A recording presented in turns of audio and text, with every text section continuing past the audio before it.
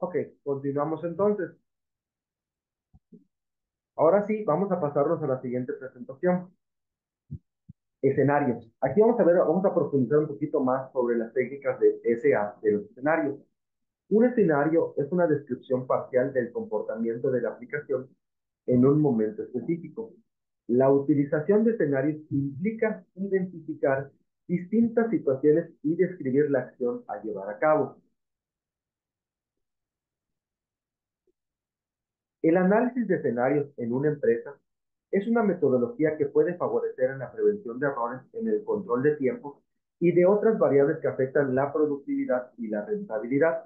Esto es especialmente importante en nuestros proyectos, tomando en cuenta que las horas trabajadas son la principal unidad de producción de los proyectos. O sea, estamos hablando que en el capital de un cronograma de trabajo, la principal unidad va a ser la producción que tengan los trabajadores con base en los tiempos que nosotros estamos estimando.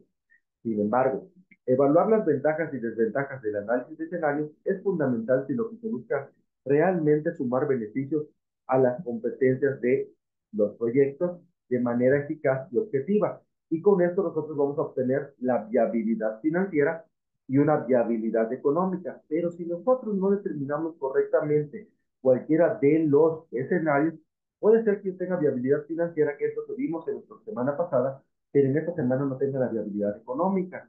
Quiere decir que no voy a tener la rentabilidad para poder llegar y poder distribuir correctamente las actividades y tareas en tiempo y forma.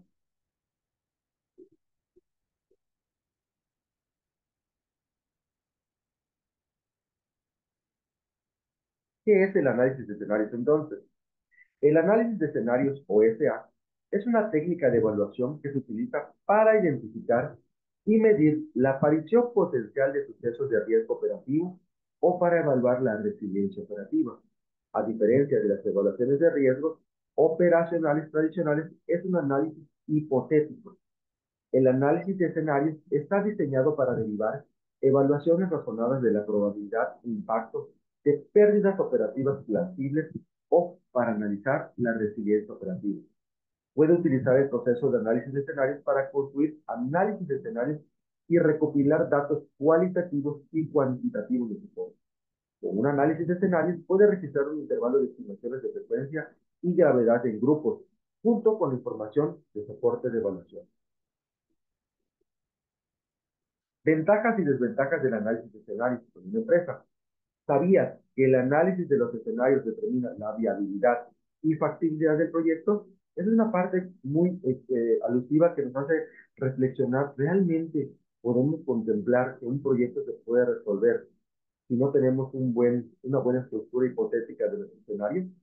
Realmente no. Entonces, muchas de las ventajas que podemos ver es que el análisis de los escenarios en una empresa ayuda al entendimiento de situaciones complejas, ya que permite anticipar eventos asociados al patrón de desempeño actual. O sea, cómo se viene comportando nuestro proyecto y qué podría pasar a futuro.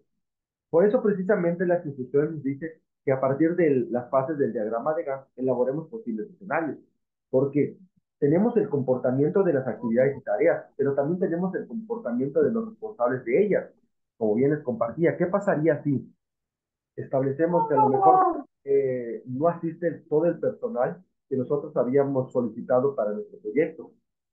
Automáticamente, o sea, ¿qué pasaría si no asiste el personal? ¿Pero cuánto personal no asistió? A uno, entonces eso no impacta. Ah, faltó el 90% de la contratación del personal. Ahora sí, ya tengo una base que me ayuda a sustentar con porcentaje cuánto no llegó. 90% del personal contratado. Imagínense que 90% de lo que ustedes, que eran sus colaboradores, no asistió el primer día.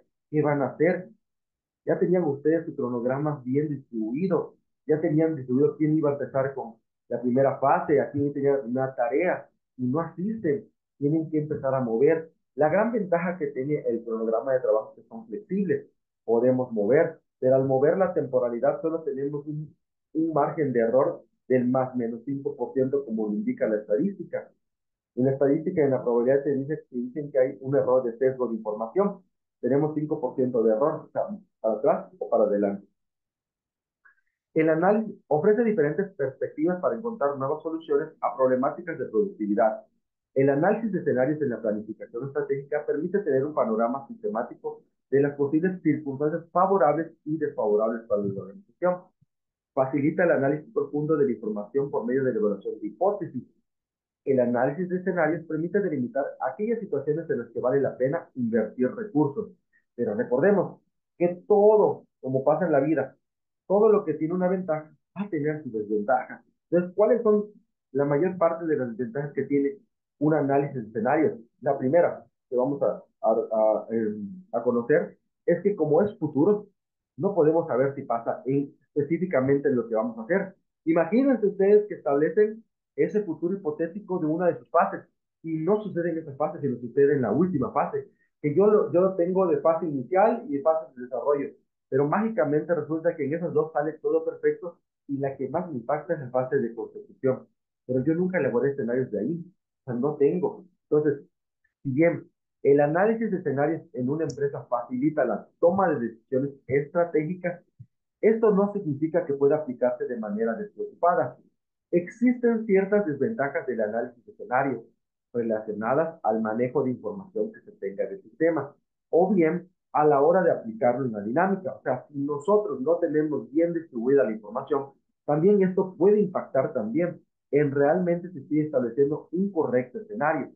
Es decir, si existe un inadecuado registro de la actividad y un escaso control del tiempo, que era lo que les he explicado, el análisis de escenarios de un proyecto será un ejercicio netamente especulativo, porque imagínense, yo elaboro un análisis de escenarios de un cronograma de trabajo en el que estamos estableciendo un proyecto social que tiene una demografía de población de más de 50,000 personas y coloco que solo lo voy a trabajar durante 2 meses.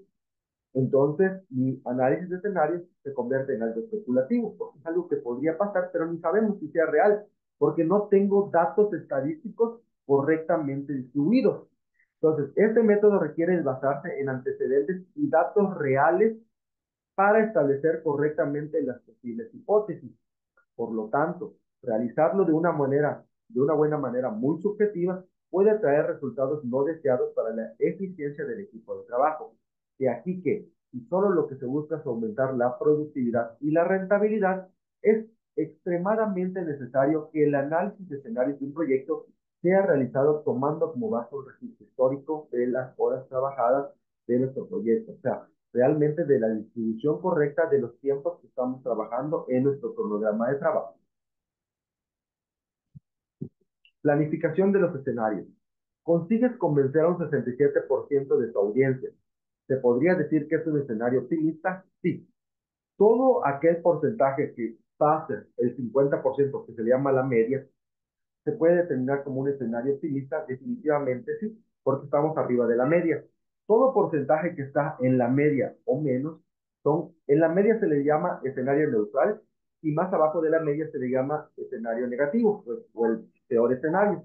Entonces, si yo arriba del 50%, que es algo 55, 70, 65, 70, 75, 80, 75, ¿se puede decir escenarios optimistas? Sí. Entonces, eso va a funcionar para poder establecer correctamente lo que es mi escenario. La planificación por escenarios, también llamada prospectiva, es de gran importancia en un entorno de alta turbulencia y volatilidad como el actual, porque permite visualizar el futuro desde un espectro de posibilidades. O sea, vamos a visualizar que nuestro proyecto tiene múltiples caminos. Esto es como lo que sucedía en la película que pasaron de los Avengers, cuando el Doctor Strange visualizó la muerte de Iron Man de diferentes maneras. Esos son futuros hipotéticos. Él veía hipótesis de decir cómo iba a morir. Entre muchas de sus especulaciones, determinaba que tenía solo una oportunidad de vivir. Lo mismo hacemos con un proyecto. En alta turbulencia que tenemos un espectro de posibilidades, tenemos un escenario, tenemos una actividad, tenemos una tarea, tenemos una fase. Vamos a determinar múltiples caminos basados en datos realísticos.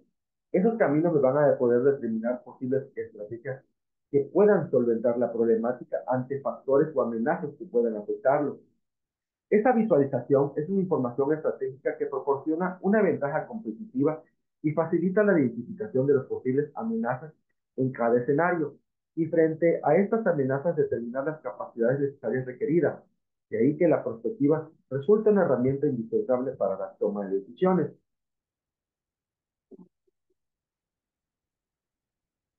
Vamos a ver este pequeño video. No tiene sonido, les voy a poner subtítulos para que lo puedan ver y van a ver la importancia que tiene la planificación de escenarios.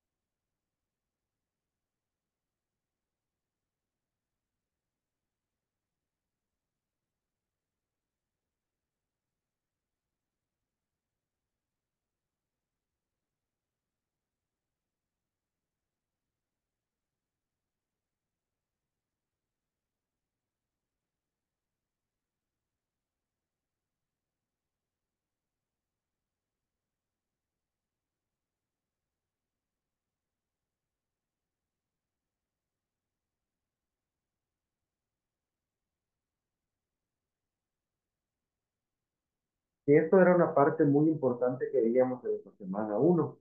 Precisamente de aquí nace la importancia de la elaboración de un proyecto, de la base sólida, de datos sociales, económicos y demográficos. De aquí nacía la pregunta que hace la plataforma si el proyecto es local, estatal o nacional. ¿Para qué? Para iniciar un proceso de discusión entre grupos de personas. ¿Y quiénes van a ser? La sociedad.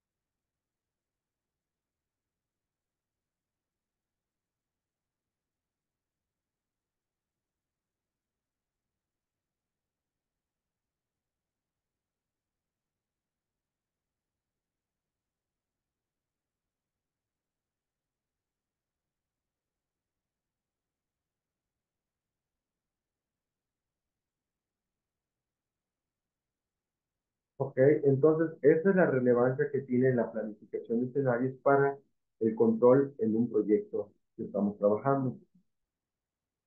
Escenario optimista. El 90% de la sociedad aceptó las propuestas de inicio del proyecto, por lo que se da banderazo a la primera etapa.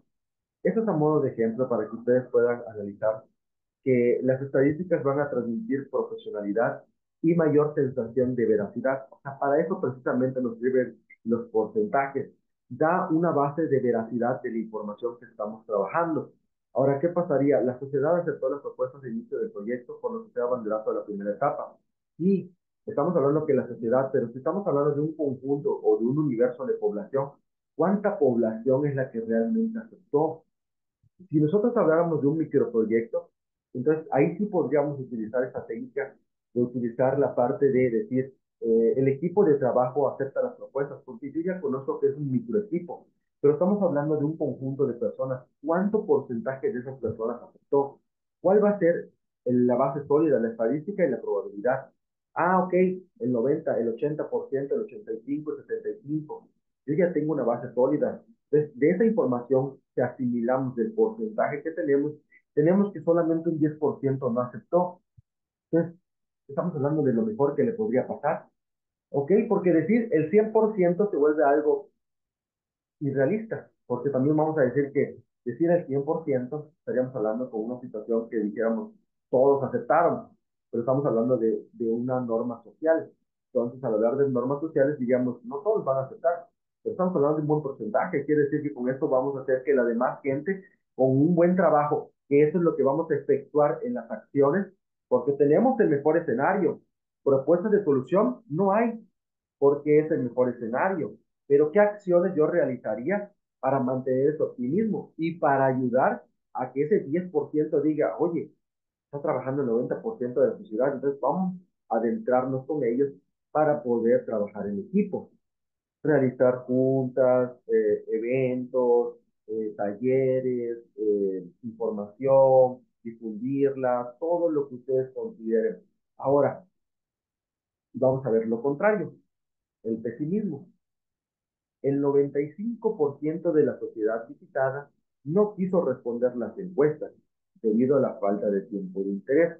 Estamos hablando que yo tengo un universo de población de 100.000 personas y hablar del 95%, estamos hablando de que o sea, casi todos dijeron no, solamente voy a tener un universo de población muy pequeño y no va a servir para nada. Ahora sí, ¿qué propuestas de solución yo propondría para que ese 95% cambie? Y no, vamos a decir, no vamos a decir que va a cambiar a la viceversa, al 95 al revés, pero en positivo. Pero sí por lo menos que disminuye y yo tenga que a lo mejor solamente un 30% fue el que declinó. Dice que el 70% está aceptando con las propuestas de solución nuevas que yo estoy presentando. O sea, esas nuevas estrategias que voy a presentar. Ahora sí, ¿qué acciones voy a realizar para salir de ese pesimismo? ¿Qué yo haría para poder salir de ese escenario? ¿Cuáles son las acciones que yo trabajaría? Trabajaría a lo mejor más con los empleados, trabajaría más con la sociedad, haría mayor número de reuniones, escucharía, tendría, no sé, un parlamento para que la gente pueda hablar con el líder del proyecto, etcétera, buscar propuestas de parte de la sociedad, todo lo que nosotros podamos encontrar que pueda ayudarnos a salir de ese escenario negativo. Bien, hasta aquí estamos terminando con lo que es la parte de nuestra fase 6, que es lo que vamos a estar trabajando con las actividades de esta semana. Como bien les compartía, ya esta última semana, que se llama Semana de Integración de Saberes, que es su semana final, es la parte de nuestra recta final para terminar el módulo 23 y poder egresar de lo que es Prepa INESEP.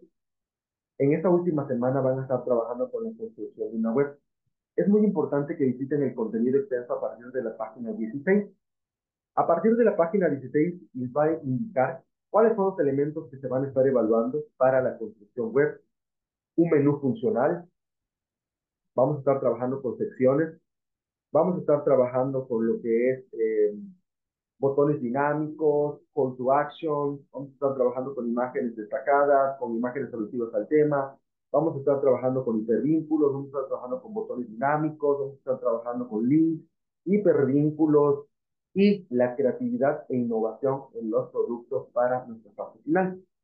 En esta parte de contenido extenso, a partir de la página 16, van a encontrar un catálogo de tecnologías emergentes. Ahí van a encontrar páginas para poder realizar construcciones web como lo que es Wix, como lo que es Webador, como lo que es Windows, y hay otras tecnologías que podemos utilizar para aquellos estudiantes que sepan de programación y quieran también utilizar XML, son bienvenidos, e Index son bienvenidos para realizarlo, pueden hacerlo. Ahora, retomando un poco de la información, vamos a ver esta parte importante. Realmente lo de la historia de la web se los voy a presentar en la siguiente semana. Realmente la historia de la web nace de Tim Berners-Lee, que de hecho pueden profundizar este tema dentro de Google y van a ver que fue un científico suizo británico, de hecho, estaba invitado en Suiza, pero que nace de una idea, o sea, justamente lo que hoy en día es la Federalia de Información, que es la WWW o World Wide Web, que la primera de la web, cuando inició, no tenía colores, no tenía fondos, no tenía imágenes, solo eran simples textos y algunos que otros hipervínculos, no contenía un menú. Hoy en día la tecnología ha avanzado, imagínense, en épocas antiguas, las velocidades de Internet o las personas que tenían acceso a Internet eran gente que tenía recursos económicos muy altos. Las primeras computadoras que existieron con sus cajonzotes enormes, sus CPU y que eran de disquete y todo esto ha ido evolucionando. Imaginen la primera navegación de Internet que fue de 128 megas por segundo. Hoy 128 megabytes por segundo ya no es nada para la navegación en Internet, ni siquiera da para que un botón dinámico pueda funcionar. Hoy necesitamos uploads arriba de 60 megas de subida y 60 megas de bajada. Esto lo vemos con tecnologías como fibra óptica que maneja Telmex, subidas de 100 megabytes por segundo, bajadas de 100 megabytes por segundo. que hacen que estos elementos funcionen de una manera eficaz, y es lo que realmente se busca en una página de Internet. Van a ver la gran diferencia que existe entre una landing page, un blogspot y una construcción web. Sí va a ser muy importante que revisen lo que es el foro de Bios Académicas. El día lunes les voy a compartir los recursos de qué es una landing page, qué es un blogspot y qué es una construcción web, para que no haya confusión, porque siempre existe la confusión en la entrega de una landing page, que son páginas de aterrizaje, y las páginas de aterrizaje viven dentro de las construcciones web. ¿Cómo van a asimilar rápidamente qué es una construcción web? Una construcción web es como lo que ustedes ven cuando entraban por primera vez a Prepanimecer, que consta de un menú. O sea, si nosotros agarramos y, por ejemplo, entramos a, vamos a ver, la UNAM, en el portal de la UNAM tenemos un hipervínculo. Esto que está acá, que es de http www.unam.mx, a eso se le llama dominio. Eso es la tecnología que nos provee. Esta es una construcción web. Esto es lo que vamos a trabajar nosotros en esta semana final. Vamos a trabajar con elementos como el encabezado, que va a ser el nombre de nuestro proyecto, como un logotipo que puede ser inventado. Vamos a trabajar con un menú funcional. Esto es un menú. Vamos a utilizar palabras que se van a determinar funcionalidad y usabilidad, que en su momento vamos a estar trabajando con estas terminologías que les voy a explicar el día miércoles de la sesión. Y la función que vamos a tener es que esos menús sean funcionales. Como estuvimos trabajando en las semanas, teníamos la etapa, primera semana fue planeación, segunda semana fue organización y la tercera semana fue dirección y control. Esto lo podemos utilizar nosotros en nuestro menú, o en su caso vamos a estar viendo algunas técnicas para que ustedes puedan trabajar sus menús.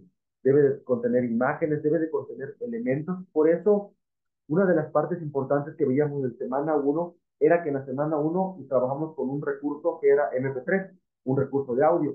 Semana 2 trabajamos con recursos de video. Semana 3 trabajamos también con recursos como el diagrama de Gantt, que era una tecnología que podemos utilizar como recurso multimedia, pero que también vamos a trabajar con la creatividad, implementando también recursos que son recursos de audio, recursos de imágenes de movimiento, recursos multimedia, para tener todos los recursos necesarios en una construcción web. ¿Y cuáles son los elementos básicos? Existe el catálogo de elementos básicos, que primeramente es el encabezado, el menú de navegación, que tiene un back, que es para ir y regresar, tiene un end, tiene un final, que va a ser nuestros contactos. Tenemos los CTA, que son los botones de acción, que son los call to action, imágenes destacadas, buscadores, formularios, videos, iconos de URL, informaciones de contacto y el pie de página. Todo esto que estamos viendo en pantalla vamos a estar viéndolo punto por punto la siguiente semana. Eso es para que ustedes puedan ir investigando, puedan ir profundizando en Google cuáles son los principales elementos de una construcción web, y también vamos a trabajar mucho con lo que es la creatividad. En la creatividad, pues vamos a ver terminologías como lo que es la tipografía de letra. Algo que les recomiendo es que no vayan a utilizar letras cursivas. Es muy importante que para una construcción web no utilicen letras cursivas y lo que son las mayúsculas sostenidas. Entonces, esa va a ser la relevancia. En la tipografía, es un error cargar la página con mucho texto, ya que no le da el respiro al lector. Por otro lado, la tipografía que abarca las fuentes, el tamaño y el estilo debe de ser legible. Usar demasiadas variaciones de fuentes puede distraer la vista. Entonces, lo que nosotros vamos a trabajar con esto, una de las sugerencias, es que antes de poner sus textos en la tecnología que vayan a emplear, la redacten en un Word para verificar que tenga el número menor de errores. Y que una vez que ustedes copien y peguen los textos en lo que es su construcción web, verifiquen que el tamaño de letras sea legible, porque va a haber personas que tengan discapacidades visuales que van a visitar esa construcción web. Colores. Un factor importante son los colores y las combinaciones de los mismos, que provocan emociones en los lectores. El color negro, por ejemplo, transmite misterio, poder y elegancia. Por el contrario, el azul oscuro genera confianza y seguridad.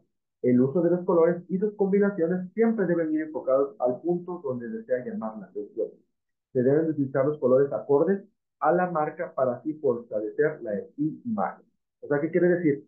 Que de acuerdo al proyecto que estemos trabajando, nosotros vamos a buscar imágenes alusivas, vamos a buscar colores que sean llamativos, para que al momento de que el lector entre a visitar nuestra página, se mantenga el mayor tiempo posible en nuestra construcción web.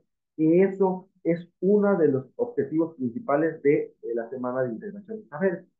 que realmente el lector se mantenga navegando dentro de la construcción para que tenga algo que se llama SEO, que es el posicionamiento que nos emplea Google dentro de sus páginas más visitadas. Uso correcto de imágenes. ¿Sabes lo aburrido que es una página sin imágenes? Los usuarios esperan pequeñas pausas mientras leen el contenido de un sitio web. Ofrecer imágenes, videos, infografías o banners siempre aportan valor, captará el interés de los usuarios y provocará que permanezcan más tiempo navegando en nuestra página. Si las imágenes, además de ser atractivas, son profesionales y de calidad, nos ayudarán a dar una mejor impresión de nuestro negocio. Navegación y usabilidad.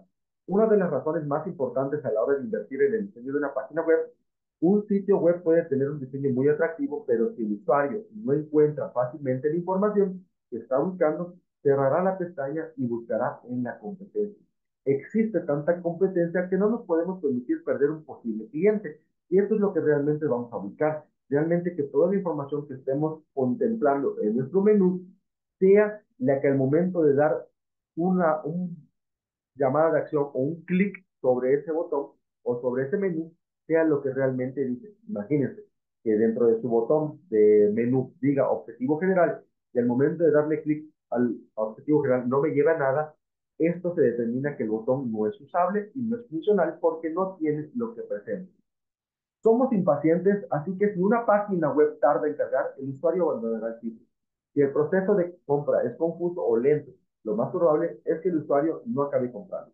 Así que pues vemos que el diseño de una página web debe de poner el foco en el usuario, debe de ser intuitiva, clara y que facilite la navegación para lograr una buena experiencia de usuario. User Experience. El diseño web de la competencia. Está claro que hay mucha competencia, sobre todo en algunos sectores. La buena noticia es que es fácil tener acceso a ver qué hacen y mejorar cómo lo hacen.